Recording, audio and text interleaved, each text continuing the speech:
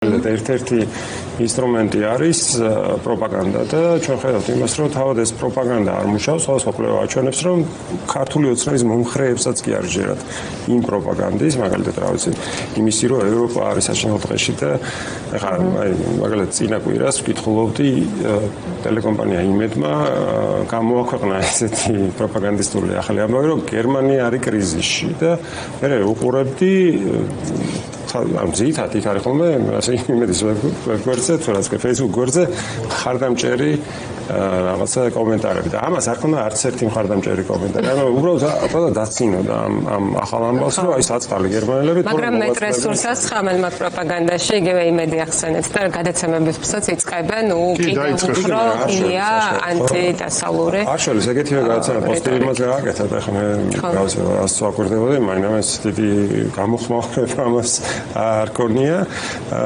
პროპაგანდის გარდა მაგალითად ერთ-ერთი პროპაგანდის ნაწილი იყო და ასევე თქვა დაშინების ნაწილი იყო ის, რომ დააპატიმრეს ახალგაზრდები, ზოგს ჩაუდეს ნარკოტიკები და ესე იგი ჯერთი ვერ შეძლეს საზოგადოების დარწმუნება, რომ ესენი საშიშები არიან საზოგადოებისთვის და ძალიან მაღალია თანაგრძნობა ამ ახალგაზრდების მიმართ და მეორე თავად სასამართლოც, რომელსაც პრინციპში აკონტროლებს ქართული ოცნება, როგორც ჩანს არ ეთანხმება იმას, რომ სასამართლოს იყენებდეს ქართული ოცნება ბოლომდე ამ საკუთარი ძალაუფლების შესაძლებლობას. მაგალითად არ ეთანხმება სასამართლო იმ ბრალდებებს, რასაც პროკურატურა აყენებს. ახლა ამას არ ეთანხმება, იმიტომ რომ ოცნება ეუბნება თუ თავად გადაწყვეტეს თუ რა ხდება, არ ვიცით, მაგრამ მაგალითად ის რომ სასამართლო და ოცნება ხანდახან დაპირისპირებაში არიან ერთმანეთთან, ეს ჩანს მათი შეხვედრების დროს, ან მაშინ, როდესაც სასამართლო არის ფიზიკური საფრთხის ქვეშ და სადაც ოცნება მაგალითად პოლიციით არ დაიცვა, ხო? ეგ ახსოვს ეს ბაბილოს ცნობილი ამბავი, როდესაც მოსამართლეები პოლიციას აღსანიშნავია ეს მომენტი ალბათ, რომ მოსამართლეთა ძალიან ვიწრო წრეს აქვს დაწერილი, აი ეს პოლიტიკურად მნიშვნელოვანი საქმეები. ხო, ეგ ცალკე ამბავია, მოსამართლე არ არის უშუალოდ აი ამ პოლიტპატიმრების განაჩენებში ჩართული. ხო, მაგრამ ის მოსამართლეებიც კი, ვინც ეთყობა მაღალი ნდობით სარგებლობს სასამართლოს ხელმძღვანელობის მიერ და ეთყობა თვლიან, რომ ესენი შეასრულებენ ნებისმიერ ბრძანებას, რასაც მოვა ქართული ოცნებიდან, თქვათ ასე არ გამოიყურება ყოველ შემთხვევაში.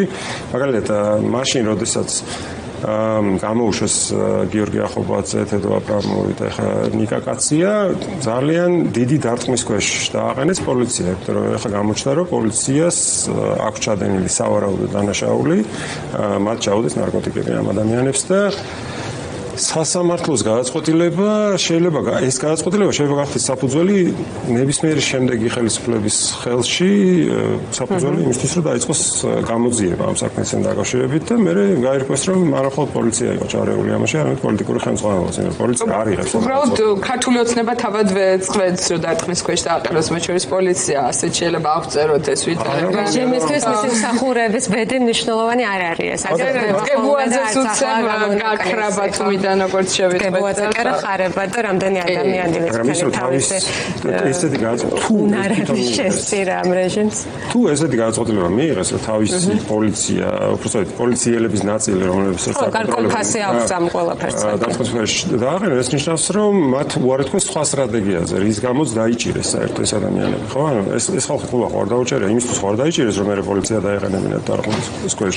სხვა სტრატეგიზება უწევთ გარკვეულწილად რა გამოიწვევს მეტ-ბრას და რა ნაკლებს. ხო, მაგრამ ეს ასევე ნიშნავს იმას, რომ სასამართლოშიც შეიძლება არსებობდნენ ძალები, რომელსაც არ უნდათ, რომ ბოლომდე ჩაყვნეს აფლავში ამ რეჟიმს, ხო?